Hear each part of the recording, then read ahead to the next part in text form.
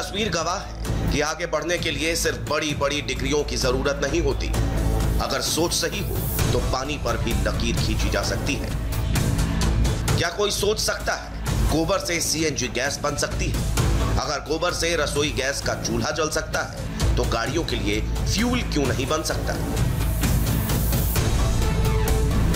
मोदी का ये आइडिया अब किस लेवल पर पहुंचा, ये समझने के लिए हमारे रिपोर्टर निर्णय कपूर खुद गुजरात के बनासकांठा जिले में पहुंच गए, क्योंकि देश भर में बायो सीएनजी पंप लगाने की योजना पर काम शुरू हो चुका है और इसकी शुरुआत हुई है बनासकांठा के इस सीएनजी पंप से। आसपास के 12 गांवों के किसानों से रोज 40,000 किलो गोबर खरीदा जाता है और उसे प्रोसेस कर 2000 क्यूबिक मीटर बायोगैस तैयार की जाती है। प्रधानमंत्री नरेंद्र मोदी का एक छोटा सा आह्वान कि कैसे हम नए नए प्रयोग करके अपने किसानों को आत्मनिर्भर बना सकते हैं, दूसरे जो क्षेत्र हैं उसमें कैसे हम खुद अपने आप को सेल्फ सफिशिएंट बना सकते हैं, उसका ये जीता जागता एग्जाम्पल है बायो सीएनजी पंप, जिसके ज़रिए किसानों की इनकम तो बढ़ेगी ही, वो आत्मनिर्भर बनेंगे। कई तरह के बेनिफिट्स उनको बायोगैस के अलग अलग प्रकार से कन्वर्जन से होंगे। इसके अलावा जो सीएनजी की सप्लाई है वो भी बढ़ेगी और बता रहे हैं कि प्योरेस्ट फॉर्म ऑफ सीएनजी काव डंग से अवेलेबल हो रहा है, जो कि आगे जाकर के जो हमारी ट्रेडिशनल फ्यूल पे डिपेंडेंसी है उसको भी कम करेगा। गोबर से सिर्फ सीएनजी ही तैयार नहीं होता, गैस बनने के बाद जो मटेरियल बच जाता है उससे 8000 किलोग्राम ऑर्गेनिक खाद तैयार किया जा रहा है। सबूत खुद कैमरे पर देखिए। ये सॉलिड और लिक्विड फर्टिलाइज़र जो है यहाँ इसी प्लांट में तैयार की जाती है, जो वर्मी कंपोस्ट के ज़रिए ये जो ऑर्गेनिक फर्टिलाइज़र है उसको तैयार किया जाता है यहाँ पे, और उसका उपयोग भी यहाँ के जो किसान हैं उनके द्वारा ही किया जाता है और उन्हें 15 पैसे पर किलोग्राम के दर से ये श्रेष्ठ जो मैन्योर है वो उन्हें प्रोवाइड किया जाता है। बनासकांठा की तरह ही गुजरात के खेड़ा, आणंद और सुरेंद्रनगर जिले में भी गोबर से सीएनजी बनाने का काम जोर शोर से चल रहा है। ये तस्वीर खेड़ा की है। कमाल की इस योजना को देश भर में कामयाब बनाने की तैयारी शुरू हो गई है। 16 सितंबर को केंद्र सरकार के 8 मंत्रालयों के सामने प्रेजेंटेशन प्लान हुआ, यानी एक छोटा सा आइडिया भारत के कितने काम आने वाला है इसका अंदाजा लगाना कोई मुश्किल काम नहीं। मोदी साहब ने 2 साल पहले गोबर धन ऐसा वर्ड्स का उपयोग किया था और ये बताया था कि गोबर वो समस्या नहीं है, लेकिन वो किसान के लिए, पशुपालक के लिए आय का जरिया बन सकता है। और रियल में अभी आज लग रहा है कि किसान के, पशुपालक की दूध की जो आय है उनमें 20 से 25% जितनी बढ़ोतरी हो गई है। जो कल तक गोबर वो समस्या थी, लेकिन आज एक नया इनकम का स्रोत बन गया। देश ने हरित क्रांति देखी, श्वेत क्रांति देखी और अब स्वीट रिवॉल्यूशन आने वाला है। स्वीट रिवॉल्यूशन यानी शहद की क्रांति।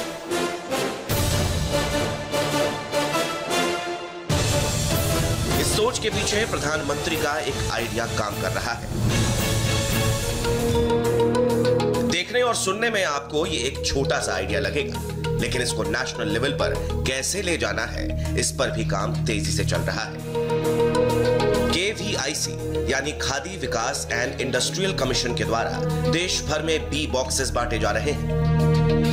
किसानों को शहद के उत्पादन से जोड़ा जा रहा है। पिछले 2.5 साल में 9000 टन शहद और 2000 टन वैक्स का प्रोडक्शन हो चुका है। शुरुआत बनासकांठा से हुई है, जहां पिछले साल इस योजना के तहत 80 टन शहद तैयार किया गया है। शहद के साथ साथ मुंह मांगी कीमत पर मधुमक्खियों का विनम यानी जहर बिक रहा है और इससे कैंसर की दवा भी तैयार हो रही है।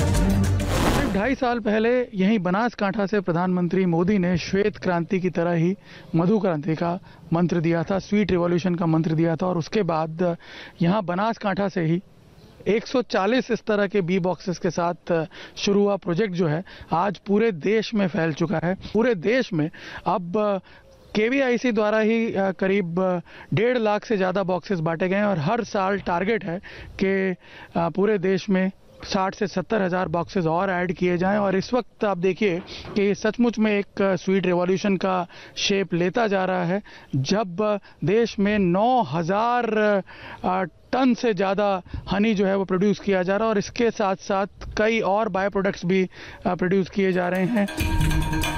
देश के किसानों की आमदनी डबल करने के लिए जब बात आई, मोदी सरकार को विपक्ष ने हमेशा कटघरे में खड़ा किया, लेकिन अब यह सपना साकार होता नजर आ रहा है।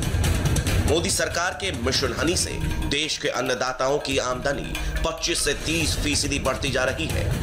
याद कीजिए मोदी का वो वादा जो अब धरातल पर दिखने लगा है। जैसे व्हाइट रिवॉल्यूशन हुआ, ग्रीन रिवॉल्यूशन हुआ, वैसे स्वीट रिवॉल्यूशन, मधु क्रांति की भी हमने तेज गति से प्रगति करनी चाहिए। और अमरेली जिले ने, मैंने आज से करीब 1 साल पहले दिलीप भाई और सबके साथ बात की थी कि जब हम दूध लेने के लिए जाते हैं तो किसानों के यहां से दूध लाते हैं, वैसे ही मधु भी कलेक्ट कर सकते हैं। और एक छोटा सा खेडूत भी अगर अपने यहां 50 बी लगा दे तो साल में कम से कम 2 लाख रुपयों का मधु वो बेच सकता है, शहद बेच सकता है। ये अतिरिक्त इनकम है। और मधुमक्खी के होने के कारण खेत की पैदावार में भी बढ़ोतरी होती है, क्योंकि मधु एक प्रकार से पूरक व्यवस्था मधुमक्खी करती है। मैं किसान भाइयों से आग्रह करूंगा, ये मधु क्रांति, शहद, मधुमक्खी का पालन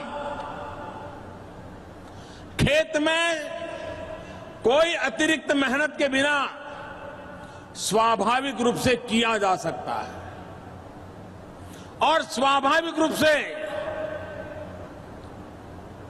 हम उसकी अगर व्यवस्था करें मार्केटिंग की तो बहुत बड़ी कमाई हो सकती है।